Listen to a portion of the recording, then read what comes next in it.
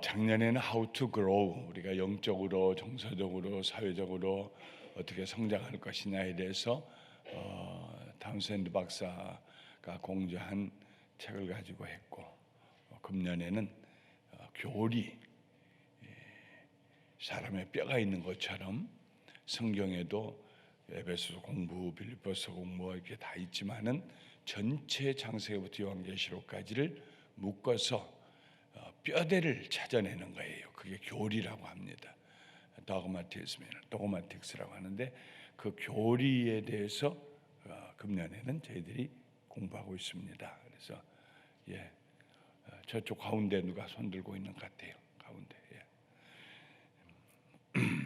그래서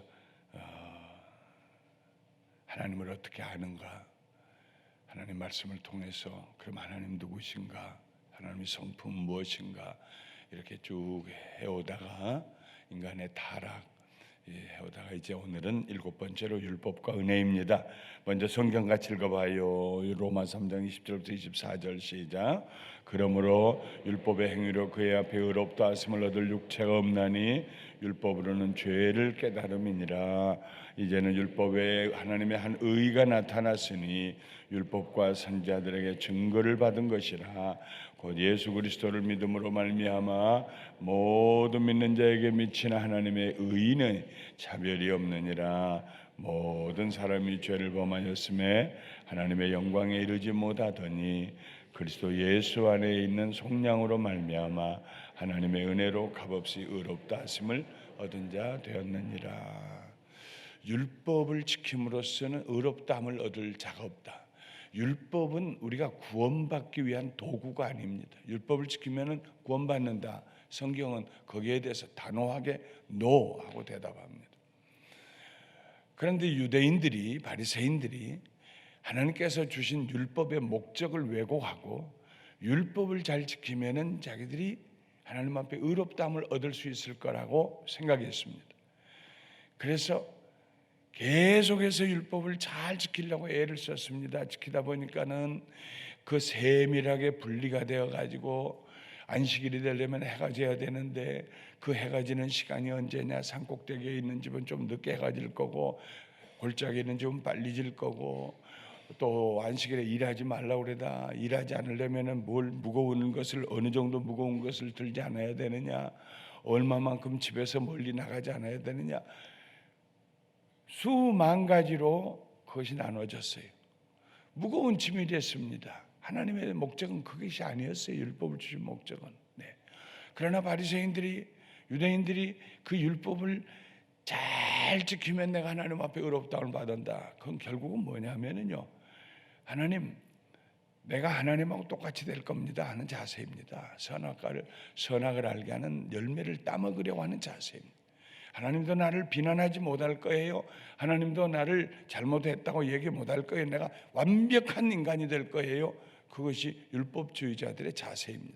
바울이 율법을 지킴으로써는 의롭다함을 얻을 육체가 아무도 없다 그랬습니다. 그러면 율법은 왜 하나님이 주셨는가? 율법의 목적입니다. 첫 번째로 율법의 목적. 율법은 하나님의 거룩한 성품을 나타내는 표현 양식입니다. 하나님이 얼마나 거룩하시는가, 하나님이 우리에게 얼마나 거룩함을, 어떤 양의 어떤 스타일의 거룩함을 우리에게 요구하고 계시는가, 하나님의 거룩함, 감히 우리가 그 앞에 갈 수 없는 그 거룩함을 표현하고 있습니다. 만일 아담과 하와가 타락하지 않았다면 율법도 없었을 것입니다. 아담과 하와는 죄 없는 거룩한 존재로 남아 있었을 터이니까 율법이 필요 없지요. 그러나 타락으로 인하여서 하나님께 지으신 거룩한 형상이 훼손되었기 때문에 그들에게는 거룩함이 무엇인지, 하나님의 거룩함이 무엇인지 보여주는 그런 율법이 필요하게 되었습니다. 이로보건대 율법은 거룩하고 계명도 거룩하고 의로우며 선하다. 로마서 7장 12절입니다. 율법 자체가 악한 것 아닙니다. 율법 자체가 비난받을 것은 아닙니다. 율법은 하나님이 주신 것입니다. 그런데 그 율법을 주신 하나님의 목적을 잘못 이해했기 때문에 그렇게 된 것입니다. 자, 여러분의 교재는 없겠지만 율법에 대해서 예수님께서 하신 말씀, 마태복음 5장 17절부터 20절 말씀 우리 화면에 나옵니다. 함께 읽어보겠습니다. 시작. 내가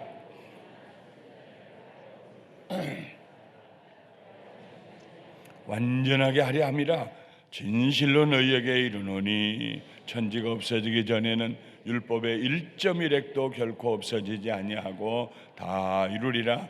그러므로 누구든지 계명 중에 지극히 작은 것 하나라도 버리고 또 그같이 사람을 가르치는 자는 천국에서 지극히 작다 일컬음을 받을 것이요 누구든지 이를 행하며 가르치는 자는 천국에서 크다 일컬음을 받으리라. 내가 너희에게 이르노니 너희 의가 서기관과 바리새인보다 더 낫지 못하면 결코 천국에 들어가지 못하리라.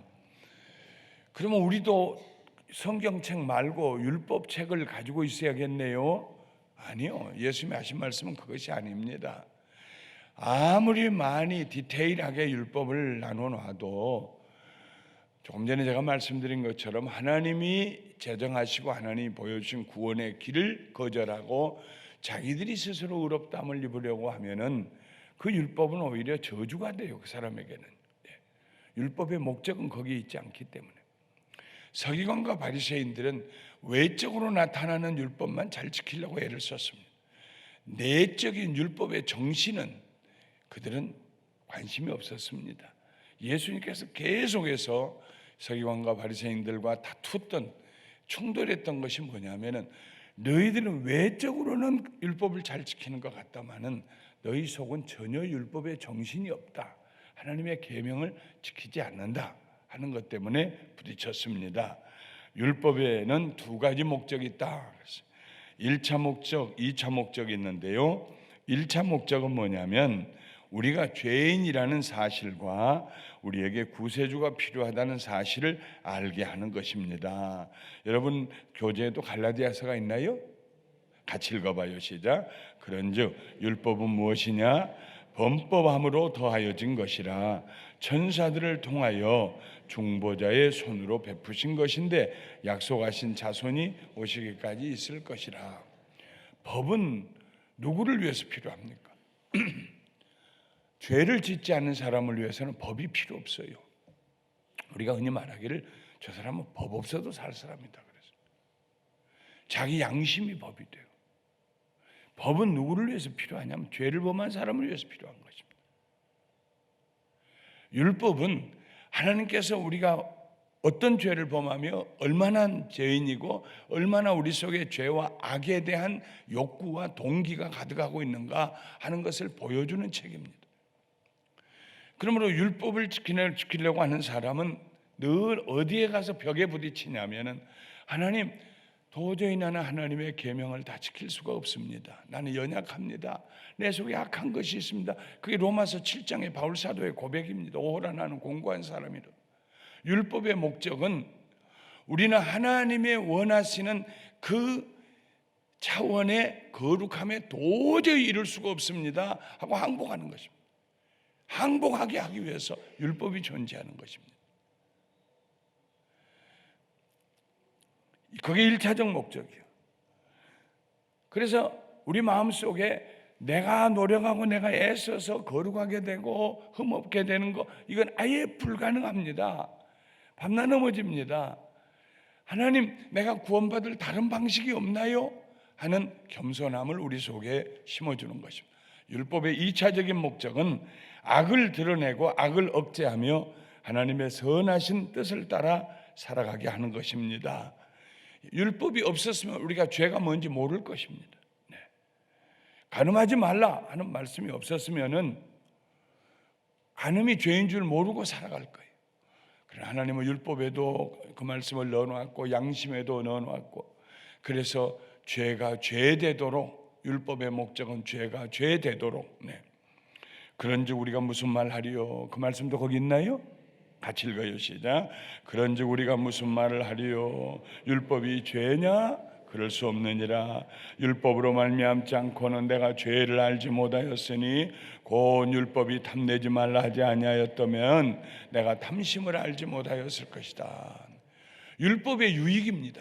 율법은 우리에게 죄가 뭔가를 하나님께서 싫어하신 게 뭔가 하나님께서 보기 원치 않으시는 우리 모습 속에 있는 옛 모습이 뭔가를 드러내주는 목적이 있습니다. 그러므로 율법의 첫 번째 목적은 우리를 좌절시키는 것이요, 두 번째 목적은 우리로 하여금 죄를 멀리하게 하는 것입니다. 율법 안에도 복음이 있습니다. 여러분, 가로 넣기가 나오네요. 복음이라고 넣어야겠죠. 율법 안에도 복음이 있습니다.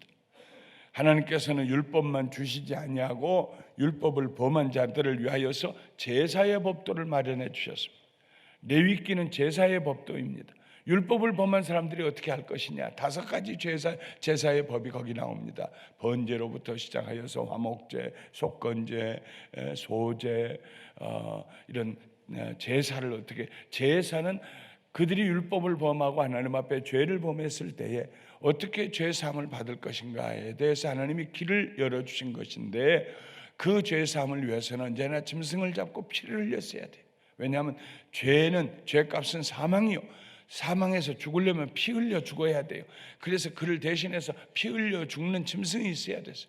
그래서 이 구약에서는요, 제사 드릴 때 훗날에 편리하게 제사장들, 레위인들이 짐승 잡았습니다마는, 처음에 레위기에 기록된 대로는 죄를 범한 자가 양을 데리고 오든지 송아지를 데리고 오든지 와서 자기가 그 짐승의 머리에다 손을 얹고 기도합니다. 하나님, 내가 이런 죄를 범했습니다.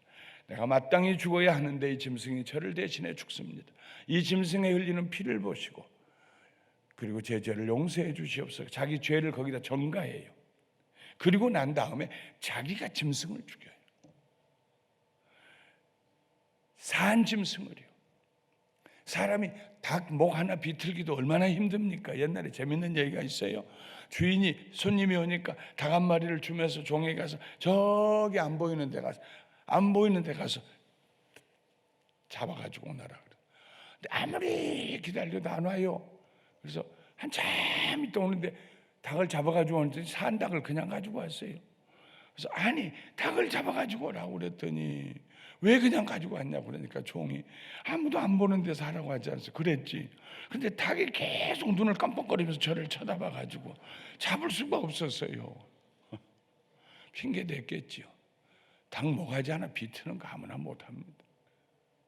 그런데 산 짐승을 양이나 송아지나 이걸 그냥 칼로 그냥 죽여가지고, 그것도 거기서 끝난 다음에, 죽이고 난 다음에 어서 하세요 그러고 준 게 아니라 피를 받아가지고 피 자루 가져오고, 그 다음에 가죽을 다 벗겨가지고 아직도 몸이 살아서 살결이 꿈틀거리는 그 살을 전부 점여가지고 또 가지고 오고, 내장을 갖다 밖에다 놓고 분리하, 이걸 다 자기가 했어요. 제대로 제사 한번 드리고 나면은 다시는 죄범하고 싶은 마음이 없어지게 되는 거예요. 결국은 예수님께서 우리를 위해 십자가 위에 피 흘려 돌아가심으로 우리가 구원 얻을 길을 율법 시대에 벌써 하나님 보여주신 것이, 그때는 죄범할 때마다 피 흘려 죽였지만 예수님 오신 다음에는 단번에 우리 죄를 용서하여 주셔서 예수님이 다시는 제사 드릴 필요가 없게 되었습니다. 구약의 제사가 끝났다고 히브리서에서 말하고 있습니다. 율법을 지키려고 시도하는 자들마다 그 일이 불가능하다는 사실을 알게 됩니다. 결국 예수님이 우리를 위한 율법의 마침이 되셨습니다. 로마서 10장 4절에 그리스도는 모든 믿는 자에게 의를 이루기 위하여 율법의 마침이 되셨다. 예수 그리스도 안에서 율법이 끝났습니다. 예수님이 율법을 다 끝냈어요. 다 지키셨어요. 어떻게 무슨 말입니까? 하나님 앞에 완전 순종을 했어요. 예수님이야말로 율법보다 더 하나님 앞에 거룩함으로 완전 순종해서 하나님에 대한 절대 믿음, 절대 순종을 가지고, 그리고 우리가 예수님을 믿을 때에 예수님 안에서 예수님이 끝낸, 예수님께서 완수하신 그 율법을 마친 것이 우리가 한 것으로 여겨진다. 하나님께서 우리가 예수님을 믿을 때 우리도 율법을 다 지켰다 하는 것으로 하나님이 여겨주신다는 말입니다. 아이고, 그러면은 뭐 자기는 아무것도 안 하고 예수만 믿으면 그 다음에 무슨 짓을 하든지 이제 율법 다 지켰다고 그렇게 쉽네요, 예수 믿기. 그렇게 기독교 역사에 보면은 엉뚱한 길로 갔던 이단들이 있어요. 그래서는 그 다음에 예수 한번 믿으면 됐고 그 다음에는 못된 나쁜 짓 다 해도 우리는 하나님 심판을 면했다, 그런 이단들이 있었어요. 그러니 이미 기독교 역사에서 이단으로 나갔어요. 정말로 예수 그리스도 안에서 그리스도와 함께 죽고 그리스도와 함께 살아서 율법에 대해서 예수님이 마침이 되신 것처럼 예수님, 우리들도 예수님 안에서 율법에 대해서 표리들을 찍은 그런 사람들은 다시는 죄를 범하지 아니하고 범해도 금방 회개하고 돌아서고, 그리고 외형적인 율법만 아니라 내면적인 그런 하나님 앞에 거룩하게 되는 삶을 사는 예수 믿는 사람들은요, 정말 예수 믿는 사람들은요 바꿔져요, 변화돼요, 새로워져요. 나는 우리 감사하는 교회들이, 성도님들이 얼마나 사랑스럽고 감사한지. 왜냐하면 여러분들은 전부가 그리스도 안에서 변화되었기 때문입니다. 아멘. 우리 감사하는 교회의 특징은 변화되는 거예요. 같이 한번 읽어요. 시작. 예수 믿고 변화되어 세상을 축복하는 교회. 남들이 보면 뭘 그거 가지고 그래요. 그럴 일도 우리 감사하는 교인들은 내가 왜 그런지 모르겠어요. 그래서는 안 되는데, 내 마음으로도 그래서는 안 되는데 하면서 눈물 흘려요. 얼마나 감격스러운지 몰라요.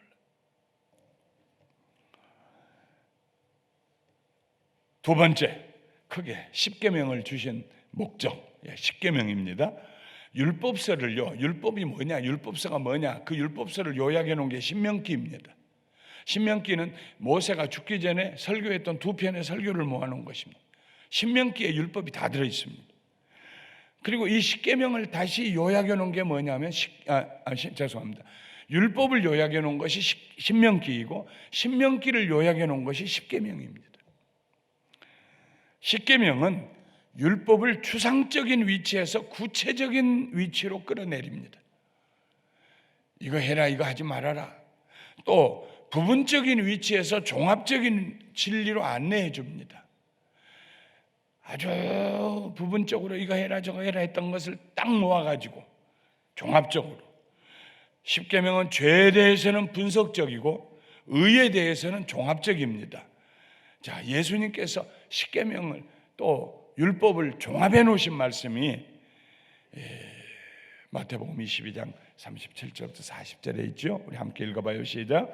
예수께서 이르시되 내 마음을 다하고 목숨을 다하고 뜻을 다하여 주 너희 하나님을 사랑하라 하셨으니 이것이 크고 첫째 되는 계명이요 둘째도 그와 같으니 내 이웃을 내 자신같이 사랑하라 하셨으니 이 두 계명이 온 율법과 선지자의 강령이니라. 바리새인들은 율법을 어떻게 디테일하게 만들려고, 그래서 그 율법의 그물에 걸려가지고 꼼짝달싹 못했어요. 길을 잃었어요. 예수님께서는 그 율법을 다시 종합을 해가지고 두 계명으로 딱 묶어주셨어요. 네. 하나님 사랑하고 하나님 사랑하는 마음으로 이웃을 사랑해라. 네. 그러면 율법의 종합이 십계명이고 십계명을 요약해 놓은 것이 자꾸 그게 혼동이 되네요. 율법을 종합해 놓은 것이 신명기이고 신명기를 아주 요약해 놓은 것이 뭐예요? 십계명이에요. 네. 그러면 십계명에 대한 얘기를 좀 오늘 아침에 하겠습니다. 십계명을 대하는 우리의 자세, 첫 번째로 각 계명들은 외적인 행동뿐만 아니라 우리들의 정신과 마음에도 적용이 되어야 합니다. 예수님이 산상수훈에서 하신 말씀, 성경은 너희에게 간음하지 말라고 하였거니와 난 너희에게 말하노니 여자를 보고 음욕을 품는 자는 이미 간음했느니라. 성경에 너희에게 살인하지 말라고 했거니와 난 너희에게 말하노니 형제를 향하여서 바보 같은 녀석 이건 이미 살인한 것이니라. 외형적인 것보다도 내면적인 것, 정신적인 것, 마음의 십계명이 적용되어야 한다는 것입니다. 두 번째로 각 십계명의 계명들을 해석할 때에는 그 말이 지닌 최소한의 의미 이상을 찾아내야 된다. 네. 부모를 공경하라 하는 말은 부모를 공경하는 것보다 더, 부모를 존경하는 마음만 가지는 것보다 더 실제적으로 부모를 돌보는, 붙들어주고 부축해주고 치료해드리고 잡수일 걸 드리고 용돈을 드리고, 단순히 부모를 공경하라. 아유 그럼요, 공경합니다. I respect my parents. I respect my parents. 이걸로 끝내지 말고 부모를 내놓고 손으로 가서, 물질로 가서, 입술의 말로, 모든 계명은 그게 미니멈이라는 것입니다. 거기서부터 올라가야 된다는 것입니다. 세 번째, 계명에는 긍정적인 계명도 있고 부정적인 계명도 있는데, 긍정적인 계명에는 부정적인 요소가 들어있고 부정적인 하지 말아라 하는 계명에는 긍정적인 의미가 담겨 있다는 것입니다. 해라 하는 것은 하지 말아라 하는 뜻도 포함하고 하지 말아라 하는 것은 해라 하는 것도 포함이 됐다는 말입니다. 하나님의 이름을 망령되이 일컫지 말라는 계명은 하나님을 공경하라는 의미가 포함되어 있습니다. 살인하지 말라 하는 계명에는 형제를 사랑하라 하는 긍정적인 의미도 포함됐다 하는 것입니다. 넷째로, 율법은 서로 연결되어 있는 하나의 계명임을 잊지 말아야 한다 하는 것입니다. 율법은 10계명은 첫째부터 10제까지가 줄줄줄줄 꿰어 있어요. 여러분 목에다 거는 구슬을 말이죠. 중간에 끊어져서 구슬이 한두 개 빠져봐요. 그러면 모든 구슬이 다 줄 빠져버리고 말죠. 구슬이 서말이라도 연결해야 보석이 되는 거예요. 이런 것이 성경에 2번 나오는데, 하나는 갈라디아서 5장에 나오는 성령의 열매입니다. 성령의 열매, 다음 얘기하겠지만은 9가지 열매가 아닙니다. 하나의 열매입니다. 하나의 열매의 9가지 요소입니다. 나는 사랑은 있는데 절제가 안 돼. 이건 잘못입니다. 전체가 함께 가는 것입니다. 십계명도 전체가 함께 가는 것입니다. 그래서 우리 화면에 있는 말씀 같이 읽어봐요. 시작. 누구든지 온 율법을 지키다가 그 하나를 범하면 모두 범한 자가 되나니, 간음하지 말라 하시니가 또한 살인하지 말라 하였은즉.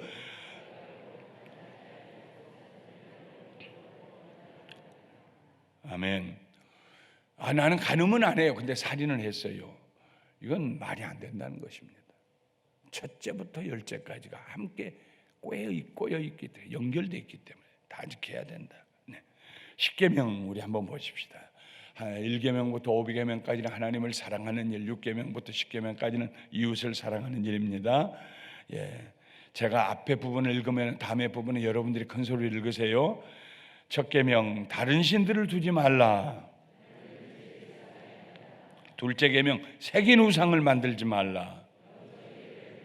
셋째 계명, 나의 이름을 망령되이 일컫지 말라. 넷째 계명, 안식일을 거룩하게 지키라.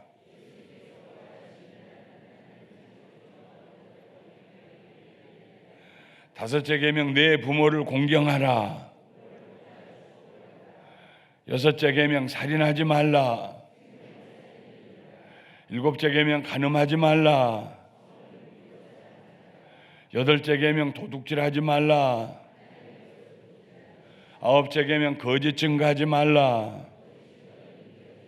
열째 계명, 탐내지 말라. 할렐루야. 10계명의 한 면만 보지 말고 다른 면도 보시라는 말입니다. 하나님의 진노에 대한 세 번째 항목으로 넘어갑니다. 라이놀드 리버라고 하는 신학자는 그의 저서 인간의 본성과 운명, The Nature and Destiny of Man이라고 하는 책에서 인간이 하나님을 만날 때, 하나님을 대면할 때, 하나님의 임재하심 앞에 나갈 때 느끼는 세 가지를 얘기했습니다. 하나님을 만났다 하는 awesome God, 하나님을 하고 하나님을 만난 어떤 경험을 통해서 그때 어떤 우리가 느낌을 가지게, 마음을 가지게 되냐. 첫째로 경외심과 의존감입니다. 의존감.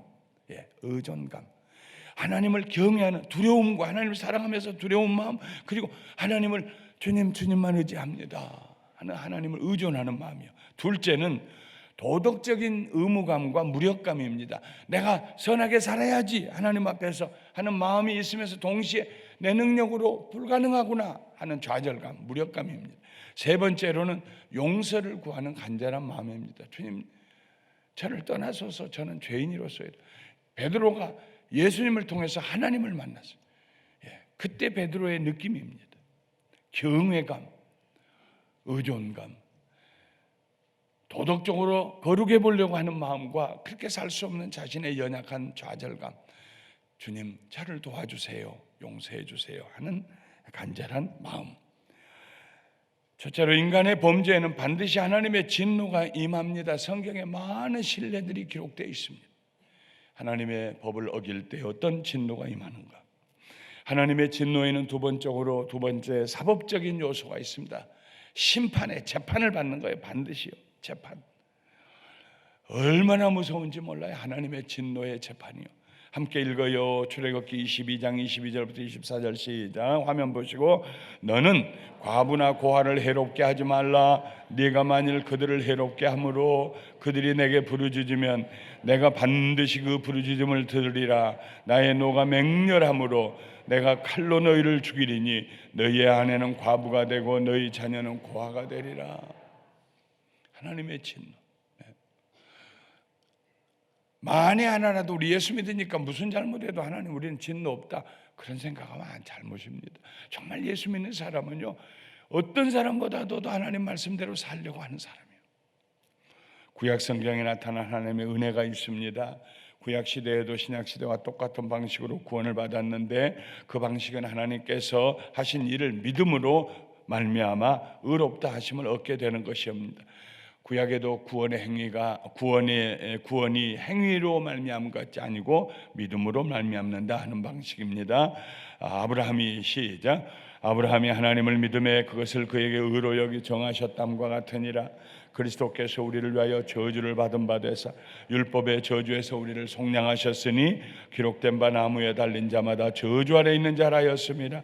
이는 그리스도 예수 안에서 하는 아브라함의 복이 이방인에게 미치게 하고 또 우리로 하여금 믿음으로 말미암아 성령의 약속을 받게 하려 함이라. 이 약속들은 아브라함과 그 자손에게 말씀하신 것인데 여럿을 가리켜 그 자손들이라 하지 아니하시고 오직 한 사람을 가리켜 내 자손이라 하셨으니 곧 그리스도라. 아브라함은 하나님을 믿음으로, 하나님 말씀을 믿음으로 의롭다함을 받았습니다. 둘째로 아브라함의 믿음의 핵심은 예수 그리스도입니다.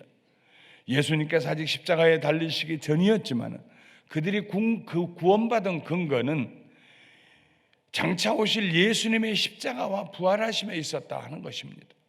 어떻게 그걸 알 수 있어요? 예수님이 하신 말씀을 통해 알 수 있습니다.